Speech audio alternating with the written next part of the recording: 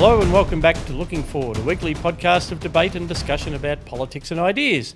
It's a big show for you today as we talk about new Morrison government legislation which will enable it to review the agreements made by councils, universities and state governments with other governments, foreign governments, including those of China. What will this mean for, amongst other things, this document, which is the agreement on the Belt and Road between the Victorian government and the People's Republic of China? So we'll be looking at that, and we'll also be looking across the Pacific at these two remarkable conventions that we've just seen. The Democrats and the Republicans have had to have virtual conventions in this COVID age, and seemingly with two remarkably different results, which have actually had some influence on the electoral race. So we'll be talking about the conventions, how they went, and what it actually means for November, for that famous Tuesday in November when the two parties go head-to-head. In our Books and Culture segment later on, we'll be looking at a fascinating new book called The Age of Entitlement by Christopher Caldwell. We'll be looking at a classic film, La Dolce Vita by Fellini. And we'll also, following on from last week's review where Berg talked about Microsoft's flight simulator, he's gone one step further, and this week it's a board game called Root. So our Books and Culture segment is certainly branching out a little bit. Speaking of Berg, he joins me via Zoom, co-host from RMIT University's Blockchain Innovation Hub. Nearly got that out. Chris, how are you? Almost with practice, Scott, you will figure that out. But thanks for having me. Yes, only been 78 episodes. I will get there one day. Also joining me via Zoom is our Director of Research, Daniel Wild. G'day, Scott. How are you going? Very good, mate. Great to have you. Thanks for joining us. Great to be here, thanks. But let's get straight to it. As I mentioned, Chris, new legislation has been mooted by the Foreign Minister and the Prime Minister. What can you tell us about that? Right, it's been mooted, Scott. The Prime Minister, Scott Morrison, put out a press release a few days ago announcing that there would be new legislation to ensure the arrangements between states, territories, councils and universities with foreign governments are consistent with Australian foreign policy. The reforms, according to the press release, would give the Foreign Minister power to review existing and prospective arrangements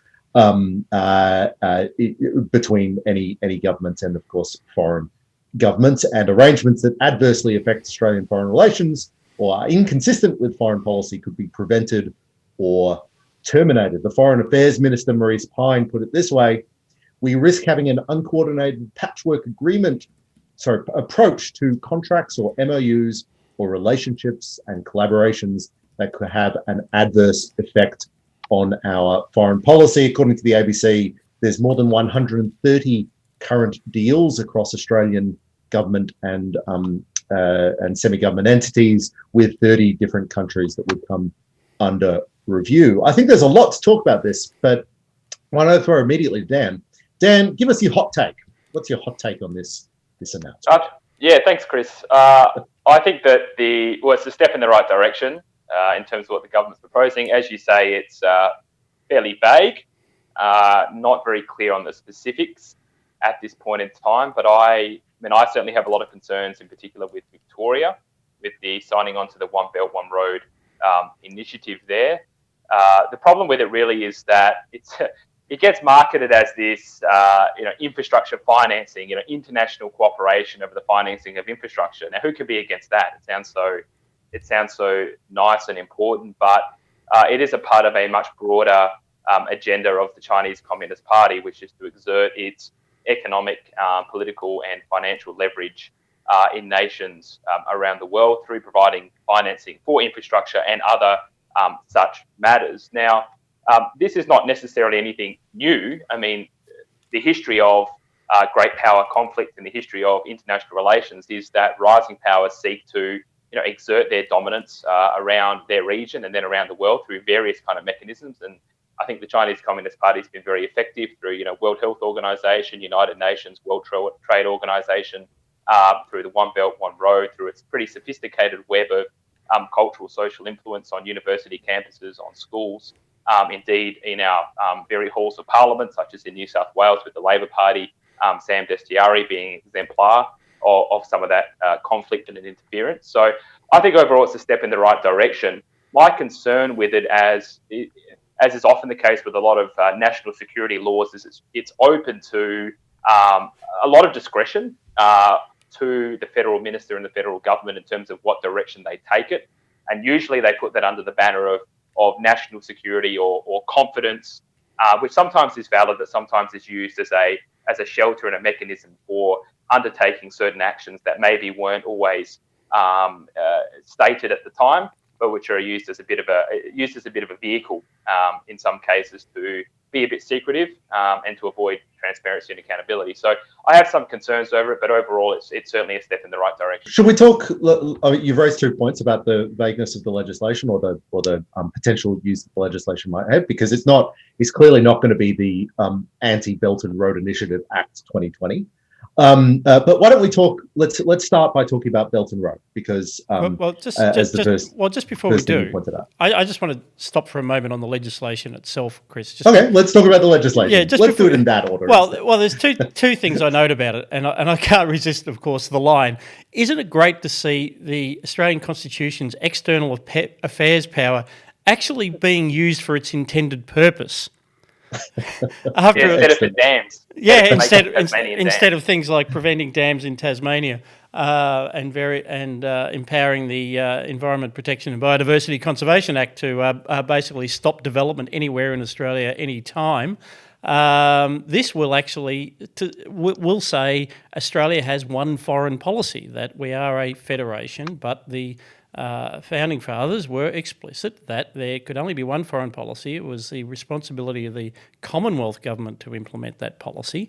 And this, in a way, is auditing the agreements, not so much from a cost-benefit analysis, but purely the tests are, is this aligned with Australian foreign policy? That's what was set out in the release. And the other thing I wanted to note about it is Twitter, as we know, is a cesspit, just as a side issue, or is this? Well, this is going somewhere, believe it or not. I know you're always wondering, is he going anywhere with this? But anyway, the reaction I saw on Twitter was like, Scotty for marketing's looking for a distraction because Richard Colbeck's embarrassed himself in the Senate, or it was this kind of how this political angle that supposedly was behind this announcement, like it was some kind of random thing from Morrison rather than the latest in a stream of decisions that have been made over a period of years dating back to the Turnbull government. And I also want to note with approbation that Penny Wong, the Shadow Foreign Affairs Minister, her reaction was, well, if it does what it says on the box, well, good, because there is only one foreign policy for Australia. So it was this trope that somehow this is just politically or motivated for short-term political gains was something that I violently objected to. And it was great to see Penny Wong rising above that. I think that's right, Scott, and I think it's important for us to recognise when major reform movements are coming through the parliament, because it's very easy to get lost in the weeds. And what we've seen is a sequence of national security focused foreign transparency and influence pieces of legislation that make in totality actually quite a significant reform movement, and one of which this government and the Turnbull government, less so the Abbott government, because that was a different story about national security, this government and the Turnbull government actually make a coherent reform package and will become how we think about the legacy of this government as well. But I want to take Dan's criticism just a tad further. I really don't rate this sort of policy making, and I find it very hard to engage with policies like this that don't present us legislation, mainly because I don't think that the government deserves the benefit of the doubt when it comes to writing good legislation in this space. We saw how it absolutely catastrophically failed to write high quality legislation in one of its previous tranches, the Foreign Influence Transparency Scheme in 2018, which was again instituted to try to prevent Chinese influence over the Australian political community. But its first targets were in fact conservatives like Tony Abbott and libertarians like the CPAC Australia founder Andrew Cooper, a good friend of the show and of all of ours. The government tends to write these things very poorly. So when you see a incredibly vague legislative proposal released in a press release, and then it back channeled to the newspapers that, oh, this is actually technically about Belton Road, I don't think they deserve the benefit of the doubt. We have to see legislation before we can give them credit for anything like this. How many times do we have to see this sort of policy fail before we can be skeptical about it? And I think Dan, of course, you are rightly skeptical in some ways about this legislation. Yeah, there's a couple of things that I'd remark on that. I think one is that it's difficult for the government to explicitly say that we're going after the Chinese Communist Party or we're going after Belton Road. That's one of the great challenges they face. So with the foreign transparency and influence scheme, one of the challenges with that was it was the bureaucrats that decided to go after Tony Abbott and Andrew Cooper. Now, I accept that legislation was worded in a very vague way, but the bureaucrats ultimately at the Attorney General's Department decided that they would go after certain Australians based upon their political beliefs, which I think is something that is a complete scandal and should never happen in a country like ours. I mean, a liberal democracy should not have within it, or at least within the bureaucracy, left-wing activist bureaucrats that are using a vague law to target people that they don't agree with. So that was the added component. So I accept that would not have happened if the legislation was worded in a different way. Then the bureaucrats would have been more constrained. But even though the legislation was worded vaguely, I don't think all the fault lies with the government. I think a lot of the fault lies with the bureaucrats.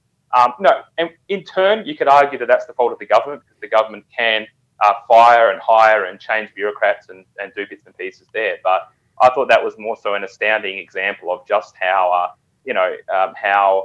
compromised lots of parts of the bureaucracy really are. Can I just pick up that one, Chris? I'm sure you got some further questions for Dan. That was a great experience, I think, Dan, in showing how we're building new institutions to deal with new challenges. In that case, the legislation, I think, emerged, as we've been discussing, out of a series of actions taken to address the changed strategic environment. Turnbull, in his memoirs, it's clear that Turnbull started off as someone who really wanted to believe the China story. And let's face it, the China story was for 30 years remarkable. Ever since Deng Xiaoping, there were a lot of good reasons to get around what China was trying to do and the belief that somehow this would end in liberalisation. And Turnbull was in office as Prime Minister when he was faced with the rude and blunt reality of the turn that it had taken under the current leadership. And but that particular legislation was vested then in the Attorney General's Department, so it wasn't part of the defence establishment. And clearly the officers appointed to run it had no idea what it was for. As you say, because the government had been too polite to say this is about China, a group of bureaucrats went on in a completely different direction. But that has now changed.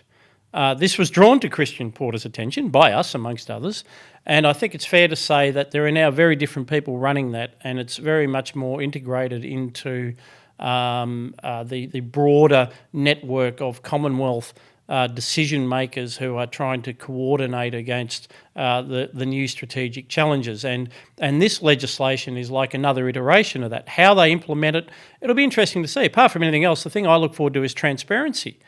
For a long time, after Dan Andrews signed the Belt and Road Agreement, we did not know what was in it, which is remarkable. I mean, it's only 3 pages, and although it's only a MOU and it has no legal force, when you see phrases like, the parties working together for policy coordination, respect common interests and major concerns of each other, deepen mutual trust and beneficial cooperation. All of these things are very loaded phrase, but we didn't even have the document. It was released grudgingly. So at the very least, this legislation, I would hope would see that would never ever happen again. I want to make one quick point, and then we'll talk about Belton Road. But that is great, Scott, and I'm really glad that you're comforted that the bureaucrats who made those mistakes or made those attacks on Tony Abbott and Andrew Cooper are no longer there and responsibility has been changed. But I don't want to shock you. There may well be in the future a Labor government. And when that Labor government comes through, they will change those bureaucrats out again. And that legislation that was written by a coalition government will be used against us because of the relationships that we have with some of our American partners in the liberty movement. We cannot forgive a government for writing legislation that is badly written. You know what I mean? They are in charge. They are the ones who write the legislation. They should write better legislation. But okay, let's talk about Belt and Road because that is the issue. So you're right. I mean, the interesting thing about Belt and Road, or the Belt and Road proposal, which I was also reading this morning too. It's 3 pages of vagaries, but vagaries that with some worrying portents, like the policy coordination, like the idea of government-directed investment, market-exposed or government-directed. I forget exactly the phrase. It's these classic Chinese bureaucratic phrases. As I understand, the Belt and Road Initiative, we are waiting for a working group to report on a plan to identify opportunities. So it's not, as far as I can tell, a live policy. I was trying to figure out what the consequences of Belt and Road are right now. And to be honest, it looks a lot more like a propaganda coup for the Chinese Communist Party than a policy statement. But I'd be interested, Dan, on how you see the status of Belt and Road in Victoria at the moment. Well, as I see it, I think it's much, much more nefarious and worrying than that. My understanding is that some of the proposed infrastructure projects, such as the so-called suburban rail loop, are to be funded through that One Belt, One Road initiative, as an example. Now, that's deeply concerning because it's basically Chinese Communist Party money, to use what will ultimately Chinese businesses or Chinese workers to be building an infrastructure project that Victoria doesn't want or need. That's going through some suburbs of Melbourne that are highly concentrated with a Chinese population, which is going to inflate their housing values and property value. Now, this is a deeply, deeply corrupt and concerning development. So I think it's much more than just a PR exercise by the CCP. I mean, they are in this to win. This is the thing to understand. They want to win in the great battle of human history over values, over great power conflict. They're serious about winning this. And we saw that with one of the representatives at the National Press Club last week in an address that he gave there, one of the Chinese members of the Chinese embassy in Australia, where, amongst everything else, it was basically the National Press Club had become sort of a communications outpost of the Chinese Communist Party by giving a platform to one of its members to talk about how Australia was hurting China's feelings, hurting the feelings of the Chinese people through putting forward the legislation that we just talked about with the Morrison government. He was saying that basically China doesn't want to influence or interfere in Australia's social or political culture. But that's exactly what they've been doing for years and years and years. And it's right before our very eyes in Victoria. So I'm extremely concerned about these developments. And I think they're much more than a PR exercise. Yeah, Chris, I just want to refer listeners to an article that Dan and I wrote for the autumn edition of the IPA Review. It's now on our website and we'll link to it in show notes. It's called Tunnel Vision, and it's about this belief in unlimited infrastructure spending, whether it's necessary or not, that the Victorian government has. And so the Belt and Road Initiative has been quite explicitly talked about, as Dan said, in respect of this outer suburban rail loop, which is a project which is like somewhere between $50 and $100 billion on a good day in a state that's already screaming past $100 billion. And in Victoria, it's never a good day. Yeah, and in Victoria, it's never a good day. And certainly the prospect it opened up for me. So Andrews talks about it sometimes like it's an equivalent of foreign direct investment. But when it's under a Belt and Road thing, potentially what you have is an agreement for, yes, it might be Chinese loans for a project that uses Chinese builders and, as Dan said, potentially Chinese workers, like has happened on Belt and Road in other countries. A heavy rail project, which is the most expensive way you can find a transport solution, using perhaps Chinese infrastructure. But then ultimately the revenue stream from that is not China. The revenue stream is the Victorian taxpayer, because any transport, heavy rail transport solution is only about 10% funded by users. The rest of it comes from the taxpayer. So that there's potentially a very serious consequence of something that might have a tail of 50, 60 years of funding, or it could even be through the equivalent of a PPP, like an infrastructure agreement, where all of this is wrapped up into one agreement. And so any notion that this is just like foreign direct investment, to me, it's much, much more than that and much more concerning. So tunnel vision, have a look at our website or link in the show notes. But to what extent, Scott, and we should start talking about the US, but to what extent is this a criticism was the criticism that you're making, a criticism of just bad infrastructure spending, which of course the Andrews government, quite separate to China, is very guilty of? Oh yeah, it's a total Venn diagram. there's an issue with this. It's a perfect circle. Yeah. On the one hand, you have a Labor government which just wants to shovel money to construction unions. There's never too much infrastructure that can be built, regardless of the cost-benefit analysis, regardless of, is it the best solution or is it the most expensive solution? Might be able to tap into superannuation funds. They want laws changed to make it easier to grab superannuation monies to shovel into these projects. So that's what this article talks about. So there's that circle, and then it crosses over with Belt and Road and all those kind of issues. So I'll tell you my view here. So I want to be really clear about this. I have no problem with Chinese foreign direct investment. It's absolutely the case that the Andrews government could write a bad contract and could use that investment for a wasteful project, which of course it probably will, but that's an Andrews government problem. That's much less a Chinese problem. I think the argument, but I am simultaneously opposed to the Belt and Road Initiative agreement, partly because it's just a massive propaganda coup for the Chinese Communist Party. I think Malcolm Turnbull actually got it right when he declined signing on to the Belt and Road Initiative at a federal level when he was Prime Minister, when he pointed out that he welcomed investment, but he wants to talk about specific investments.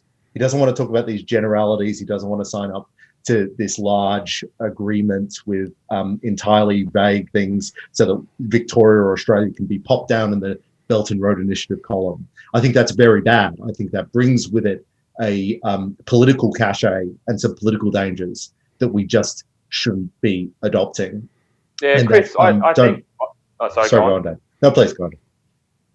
Okay, sorry, I thought you were finished. No, I was just going to make a couple of observations about that. I don't think we can distinguish between Chinese foreign direct investment and the Belt and Road. They all have the same objective, which is to increase the influence of the Chinese Communist Party. I mean, the investment coming into Australia from China is not from private entities. It's all backed by the CCP. Nothing goes in or out of China without the CCP's knowledge. And so we can't just have this view that Belt and Road bad, other Chinese investment good. We need to be very wary of all of it. And I think there should be stronger laws around the governance of foreign direct investment from countries like China. I think if it's investment coming from the UK or America or the Netherlands or a country that shares our democratic liberal values, that's a different story. But when it's coming from a Chinese Communist Party who is fundamentally hostile to our values and our way of life, we can't just be assuming that this is just a private investor looking to make some money in Australia. There's no domestic benefit for the wide, for mainstream Australians don't benefit. There's a small, narrow group of elites that benefit through the inflation of, property values and so forth. But most people in Australia do not benefit from the investment coming in from China, and I think it's a serious concern.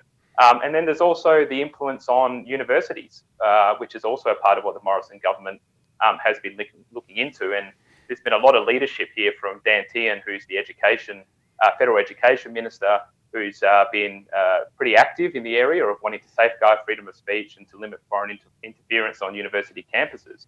But what we know, and I think this is deeply concerning to all Australians, is that We know there's a freedom of speech crisis on university campuses.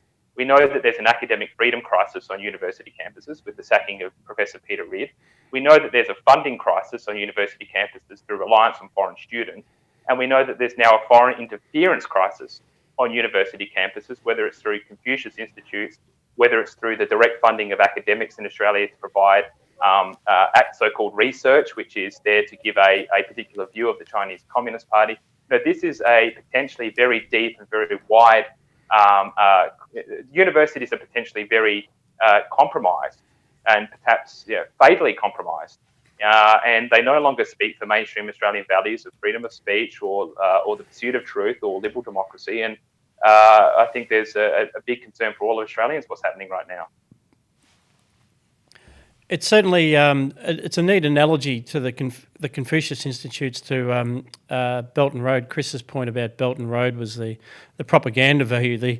What Confucius Institutes actually do on the dozen or so university campuses where they're in place is probably the least interesting thing about them. Whatever number of students enrol in Chinese language courses, Chinese culture courses, I can't imagine it's huge. And the ripple effects are probably small.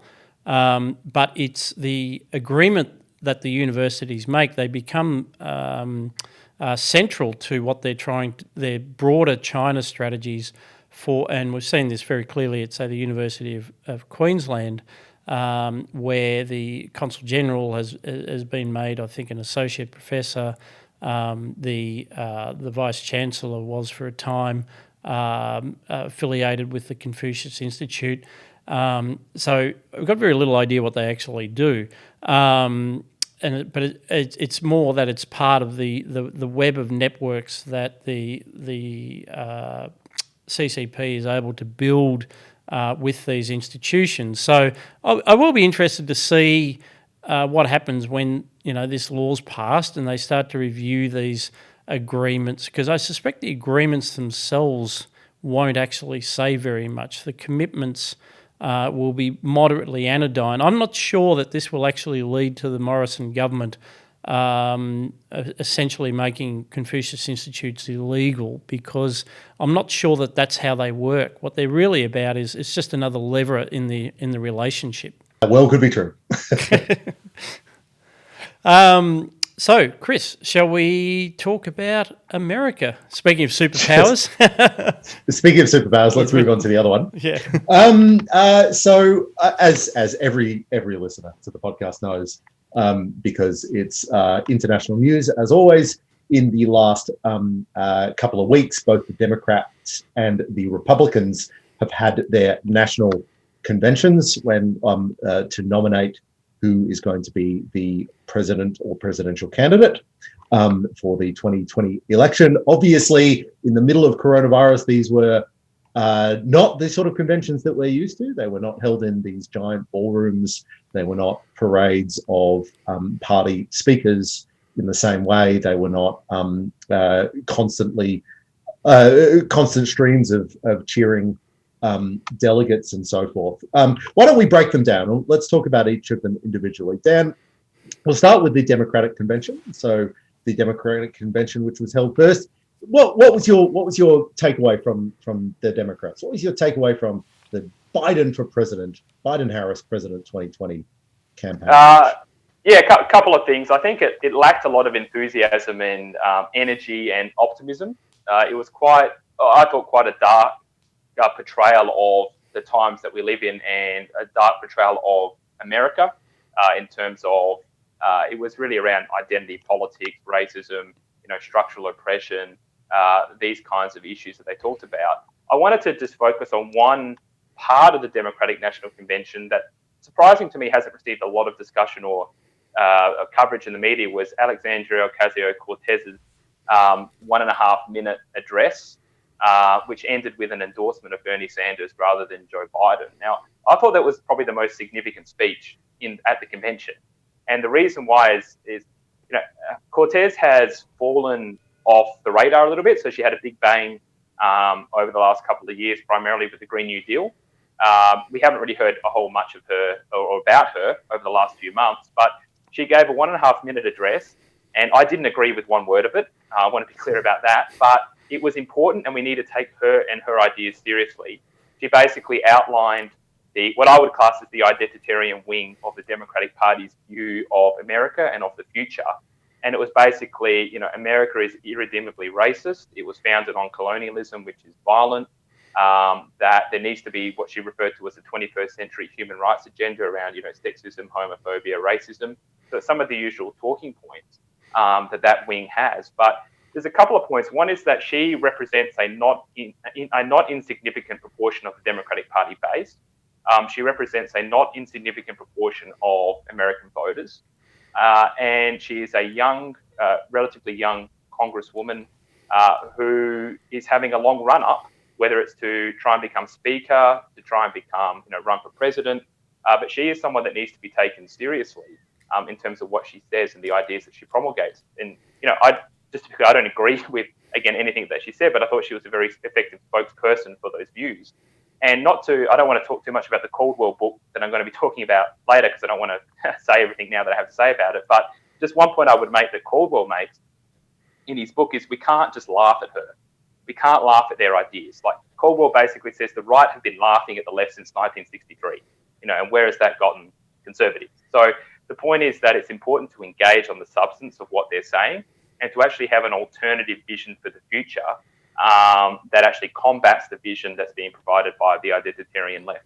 Well, one of the things, though, in terms of the convention, like the telling thing for me there is she got 1.5 minutes. So this is clearly the Democratic National Committee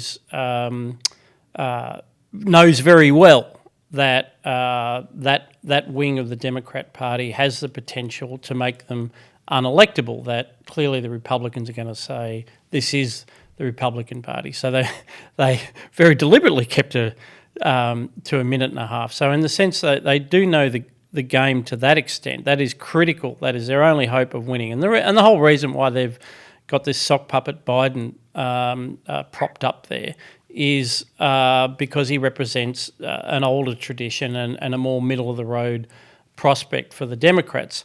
What astounded me, though, was they could manage to that extent, but the actual the visuals, the atmospherics of the thing were just terrible for the party of Hollywood to produce something that just looked so bad over a period of so many days is almost beyond me.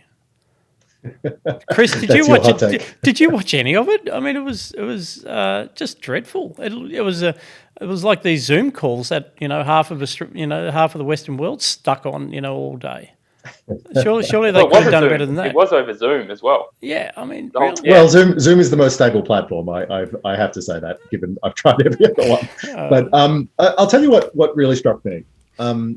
Joe Biden has a 80-page party platform. The Democrats have a platform going into 2020 that covers off a wide range of very radical in some parts policies. For instance, he's got a environmental justice plan. Environmental justice that is easily as ambitious as the AOC Green New Deal that was sort of shouted down, sort of adopted. Seems like it's been almost entirely adopted by the Democrats, by mainstream Democrats now. But the whole convention touched almost nothing of that rather radical set of policy proposals. It only wanted to hit two things, or really one thing, which is Trump, and Trump is bad at coronavirus. Not even Trump is, if you recall, think back to the start of the year in the before times, they impeached Trump. They impeached him, presumably for reasons. And we've discussed and debated that, if I recall. But they did not talk about that at all. They had one critique, and it was Trump is doing very badly at the coronavirus. The other thing that they didn't do, which turns out, I think we've seen, was a pretty big mistake in recent weeks. Biden did not address in any significant way the ongoing violence in the United States in many of these traditionally liberal cities. And it turns out, as that violence has gotten more attention and obviously worse, that this is a really significant liability for him. So overall, regardless of what you think of Joe Biden, or regardless of what you think of the race itself, it was an incredibly narrow, I think very carefully market-tested convention that probably failed to hit most of the themes about what people are thinking about. Yes, the coronavirus is a real issue, but also at the same time, the Republicans want to sheep that violence away to the Democrat Party, and this was a huge missed opportunity to tackle that. Yeah, I think that's right, Chris. And I think when you look at the Joe Biden situation, and you mentioned the issue of violence, and you're right, it was only the last couple of days where it was only this morning I saw actually he said that riots are not protesting. You know, that's the strongest statement that he's made. He's yet to actually condemn really outright what's been happening over the last few months, but they've obviously got internal polling that shows that this is a disaster for them in terms of it's taken them weeks and weeks and weeks to say anything negative about any of the violence that's been going on, that's been aided and abetted by a lot of Democratic donors as well. So they are neck deep in all of the anarchy that's taken place across America at the moment.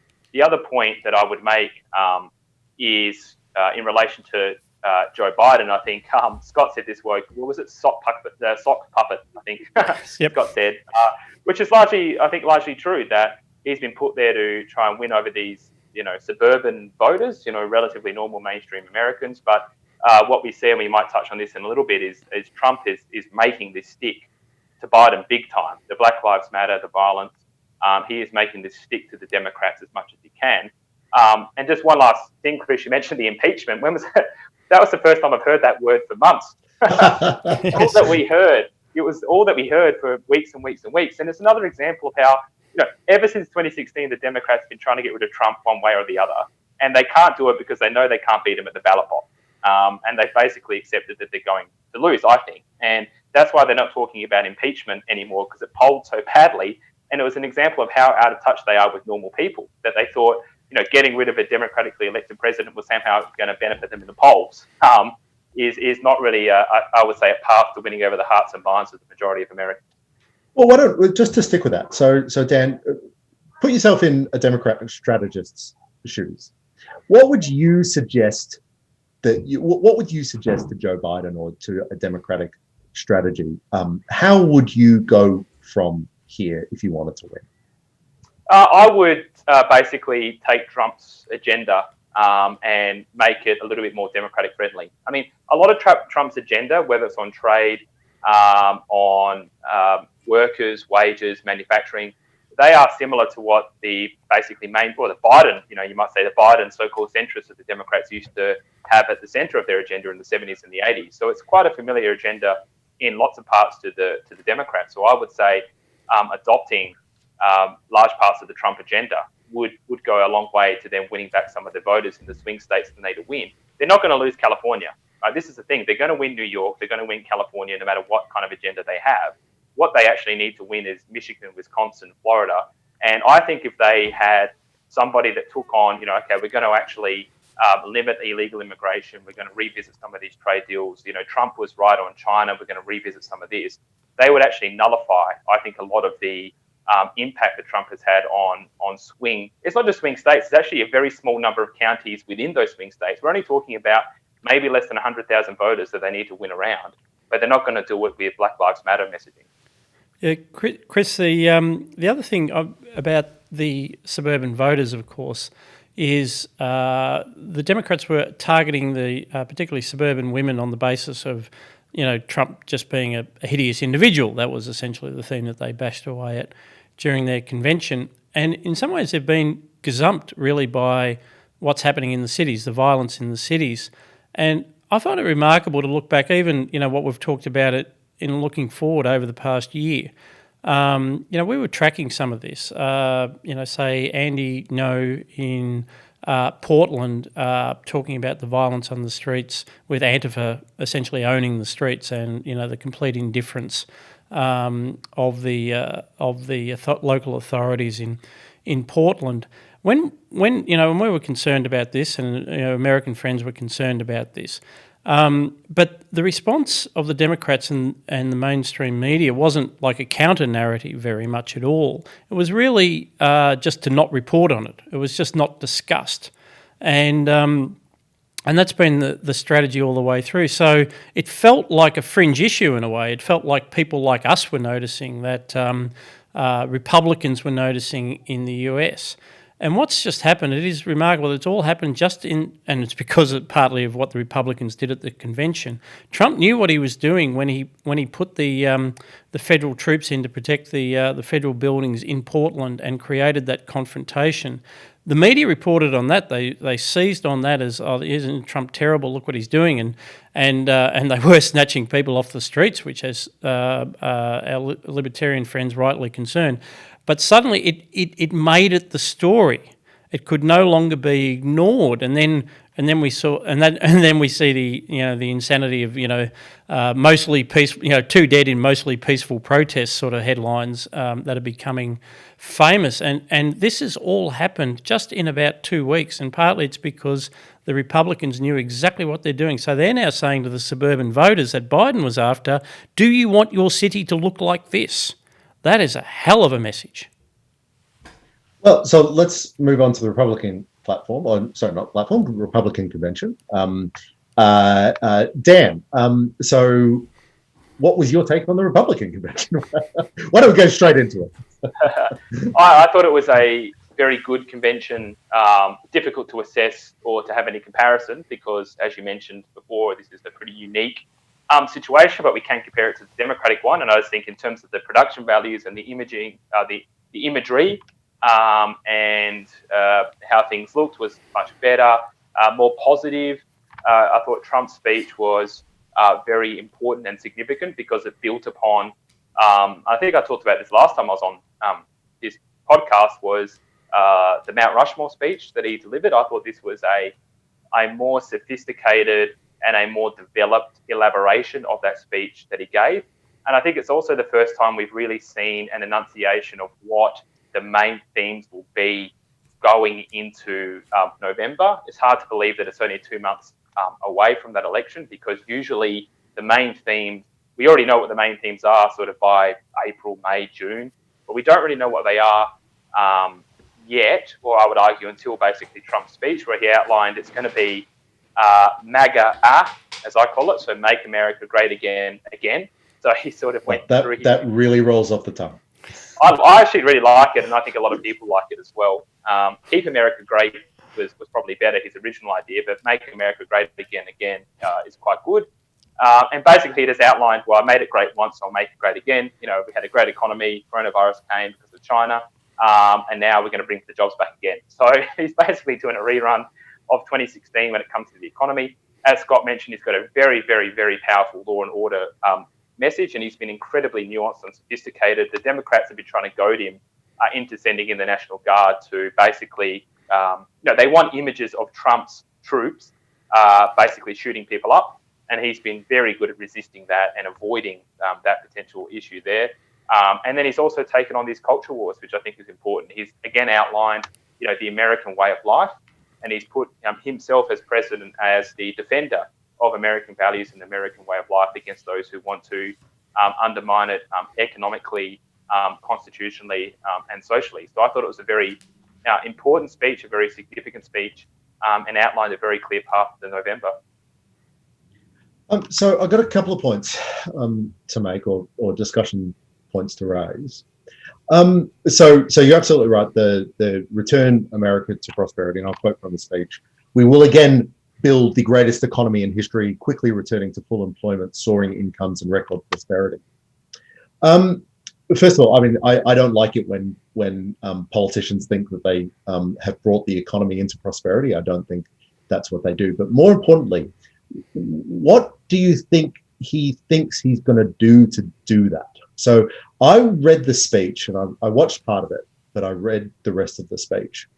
And I'm not sure he knows, or anybody in his administration or in the US government knows why the United States was prosperous in 2019. And if they don't know why, how can we assume that they will do again? There's not much of a clear plan here. Yeah, I think that's a good observation. There wasn't a lot of specifics. What Trump did talk about is what he did do on the economy: tax cuts, deregulation, energy independence, getting out of the Paris Climate Agreement, which are all important contributions. But I think you make a good observation that, well, what is he actually going to do? He did talk about having more tax cuts, which is great. Joe Biden will raise your taxes, is what he says. But I agree. I don't think there's a whole lot of specifics that he put forward in his speech at that time. In terms of what created the prosperity, in terms of, well, at least what did Trump do in terms of policy that enabled private enterprise to flourish? I think it was basically the things he outlined. He had fairly significant tax cuts. He had not insignificant deregulation cuts. We've done some analysis of the Trump red tape cuts and found that they actually did reduce red tape, not by necessarily a significant amount, but they which, as you point out, is incredibly rare for government. It is rare. Usually governments. Yeah, usually governments say we've cut red tape, and they have, technically speaking, got rid of redundant regulation, and indeed the Abbott government did reduce red tape by a little bit. In some analysis we did, they brought it down a fraction, but usually there's nothing substantial. But they did introduce not insignificant cuts. The Mercator Center at George Mason University, who are pioneers in regulatory analysis, also put out analysis saying, look, Trump's basically the first guy in 3 decades to have any significant cuts to regulation. So there were some significant things that he did that I think contributed to the economic success of America up until basically March, April of this year. Well, one of the things, Chris, is my feeling, my observation, and the poll and watching the polls as well, is 2 weeks is a long time in politics. If a week's a long time in politics, this has been a lifetime in terms of how it's turned around. And the Democrat strategy was clearly tying Trump to COVID, not just because of the human toll of the disease, but obviously the economic devastation that it's left in its wake, both in its own right and because of the associated lockdowns. There are also early signs that it is turning around. So Trump's pitch is essentially, you trusted me to do it the first time, trust me for the recovery. And so even if there's nothing new in it, it's sort of like, I did it once, I can do it again. And what must be worrying for the Democrats is pandemics have their pattern, as we've discussed on this podcast, Chris. And it now appears that basically there's a natural fall in fatality rates, hospitalisation rates, severity rates of the disease. Essentially, it's as it's swept through America, we now seem to be on the other side of the curve, even in places like Florida. So to build a whole Democratic convention around this strategy of, look at what Trump's done with COVID, by the time you get to November, the pitch is going to look very different, I think.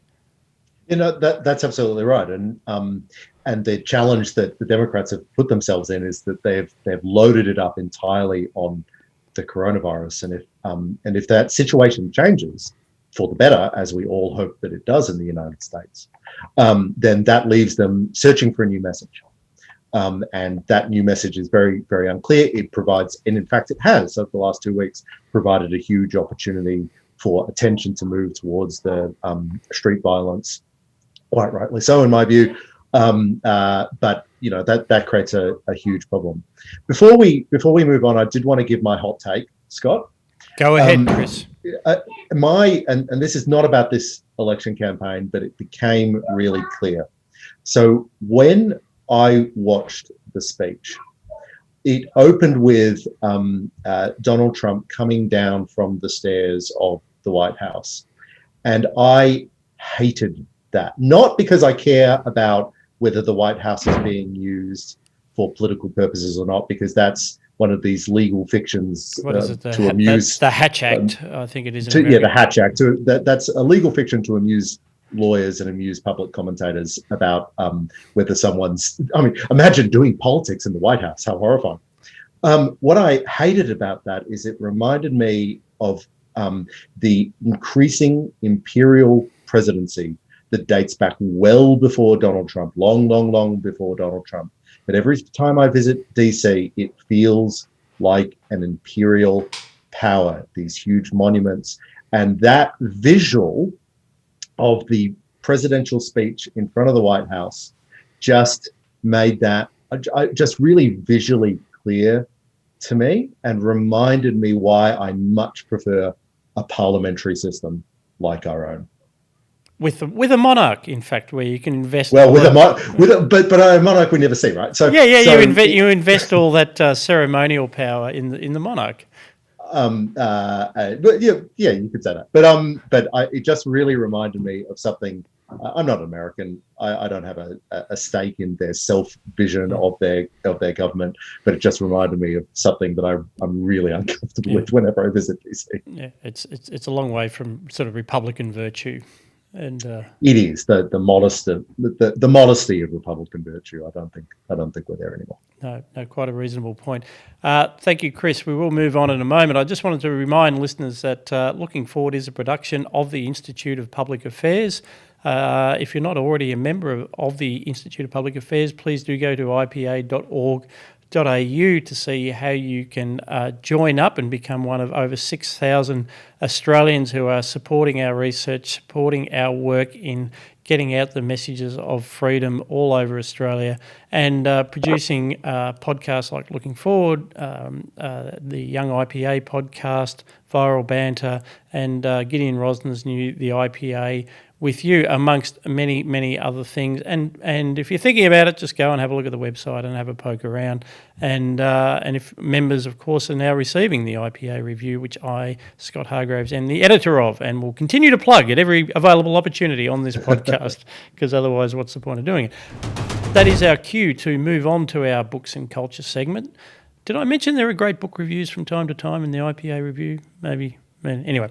Dan, you've been reading a book. I have been reading a book, Scott. So congratulations. Thank you. Yeah, no, it's been a long time. It's been a long journey, and I got there, so thank you. I mentioned that Christopher Caldwell has written a great book, The Age of Entitlement. I mentioned it in my discussion of the Democratic National Convention. Basically, Caldwell writes about the Civil Rights Act, the Civil Rights period, in the United States, and traces that through to today. And what he basically wants to do is looking at everything that's going on in the world, looking at everything that's going on in America. He wants to say, well, what's caused all this? Why are there so many, woke corporations? Why has identity politics taken hold? What's going on? Now, he basically traces it back to the Civil Rights Act, and he basically says the Civil Rights Act in the US set up basically a different constitution. So you had the original constitution, and I'll sort of summarize and paraphrase, was based on essentially equality before the law, equal human dignity. He acknowledges all the obvious imperfections at the time, most obviously exemplified by slavery, but nonetheless, the fundamental principles were based on human equality. The Civil Rights Act ushered in a new era, a new kind of alternative constitution based upon, privileges for certain people based upon their immutable characteristics, such as their race, or in that particular case, their race, but then it metastasized to go on to gender and other such, homosexual rights, and he traces that through to the present day. I think it's a very important contribution to the discussion of, what exactly has happened over the last 40 years. What I've always been interested in is why. One of the things that's interested me is why are corporations the way they are now? Like, that's a big question I have. Why are they so willing to support like Black Lives Matter?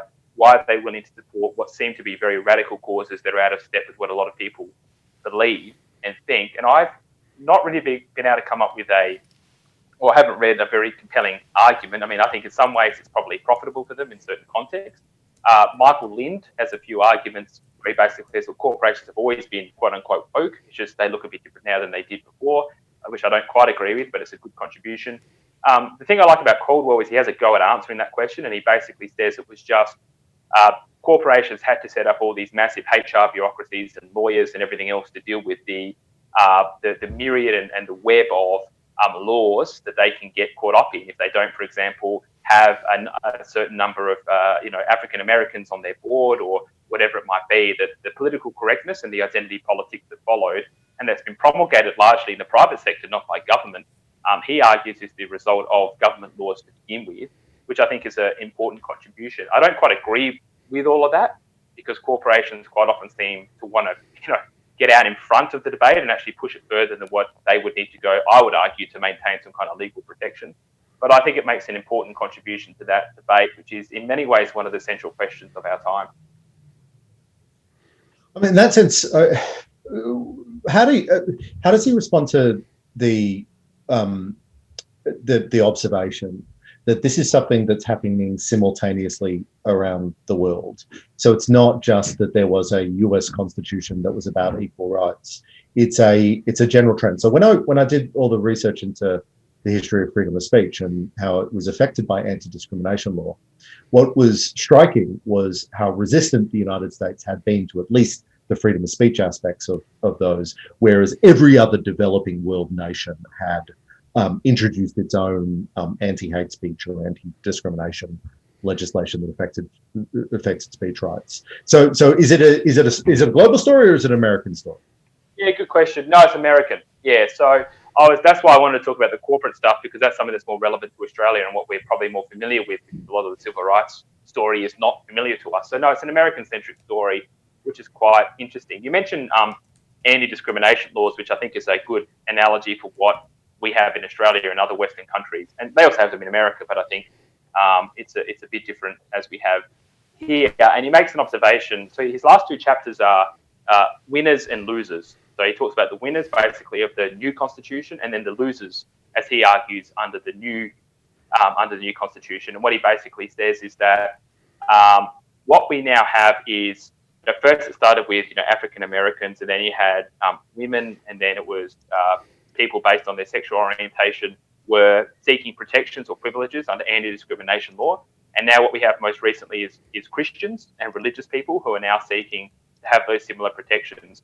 And now he kind of intimates that it's now moving towards white people. And this is his great concern, that once you go down the rabbit hole of identity politics based on anti-discrimination law, why would it stop where you want it to stop? This is the great threat of identity politics. When you move to the new constitution of identity politics and away from the old constitution of equality, there's no telling where this is going to stop. So that's one of, I think, his warnings that he has towards the end of the book. Chris, that's I think we need something lighter to balance up the end of Western civilization as it's playing out in America. That does sound like a fascinating book, Dan, and I look forward to your review in the summer edition of the IPA Review, because that's a very, very important work and much to unpack there. Chris, what have you been looking at? That's right. So as you pointed out at the open of the show, last week I did Microsoft Flight Simulator, so I did a computer game. Now we're rolling back even further, and I've been playing a board game this week, Scott. I've been playing a board game with my family. The game that I've been playing is called Root, a game of woodland might and right. It is a fairly recent game. It is a very cute collection of really beautiful pieces about little animals that live in a forest, but in fact are at constant war with each other, with some fairly sophisticated political implications, some fairly well-developed, almost ideological. So it's Hobbesian in its outlook. I'm gonna try to very quickly talk you through the plot. So the birds, the Airy dynasty, once ruled the forest, and they're like a militaristic dictatorship. But they were kicked out of the forest by the Marquis de Cap, who's a sort of monarchical ruler that the birds would like to win back their place. Then there's the Woodland Alliance, which is a rebellion against everyone, because they don't want these two great powers to fight over the same space.